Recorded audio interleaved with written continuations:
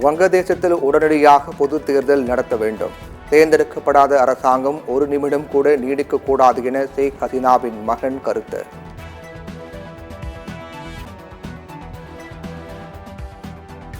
சென்னையில் ஆபரண தங்கம் விலை சவரனுக்கு 160 ரூபாய் அதிகரிப்பு. ஒரு சவரன் தங்கம் 51,560 ரூபாய்க்கு விற்பனை.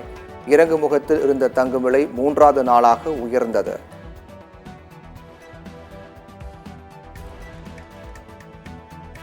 சேலத்தில் கனமழையால் 10க்கும் மேற்பட்ட வீடுகளில் தண்ணீர் புகுந்ததால் மக்கள் அவதி. நீரை அகற்றும் பணியில் மாநகராட்சி ஊழியர்கள் தீவிரம்.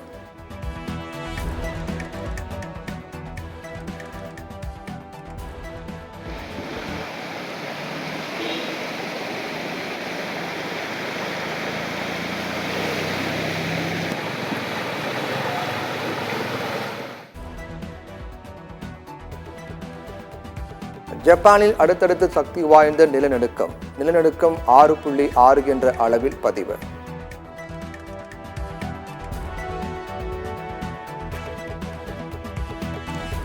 அமலாக்கத்துறை வழக்கில் கைது செய்யப்பட்டுள்ள தெலுங்கானா எம்எல்சி கவிதா ஜாமீன் கோரி உச்சநீதிமன்றத்தில் மேல்முறையீடு. உச்சநீதிமன்றத்தில் நாளை மறுநாள் விசாரணை.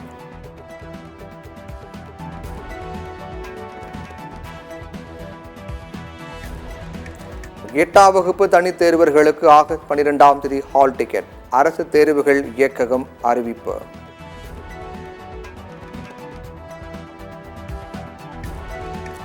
எம்பிபிஎஸ் பிடிஎஸ் படிப்புகளில் 43,000 பேர் விண்ணப்பம். மருத்துவ தேர்வுகள் துறை இயக்ககம் தகவல்.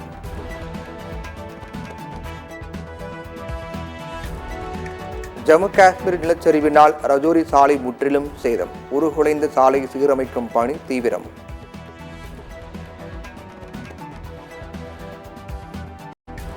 தஞ்சையில் 2 கோடிக்கு விற்பனை செய்ய முயன்ற ஐம்பொன் சிலைகள் மீட்பு. 7 பேரை கைது செய்து போலீசார் தீவிர விசாரணை.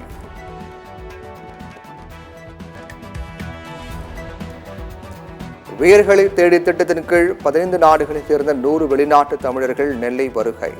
நெல்லை டவுனில் இசை தூண்கள் சிற்பங்களை கண்டு களித்தனர்.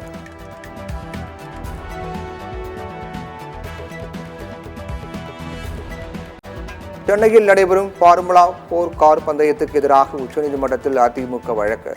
அவசர வழக்காக பட்டியலிடுமாறு உச்சநீதிமன்றத்தில் அதிமுக வலியுறுத்தல்.